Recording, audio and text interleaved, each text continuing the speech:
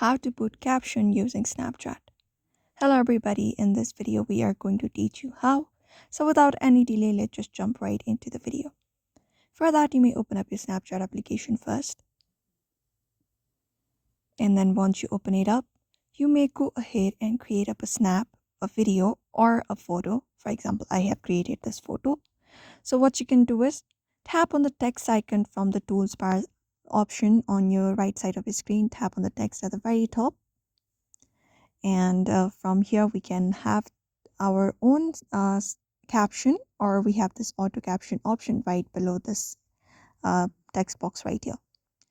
So what you can do is you can just go ahead and click on that auto caption option, and we can use this AI feature with Snapchat in order to generate captions to match our snaps. So this is a premium version of AI. So in order to use this feature, you need to have a premium version.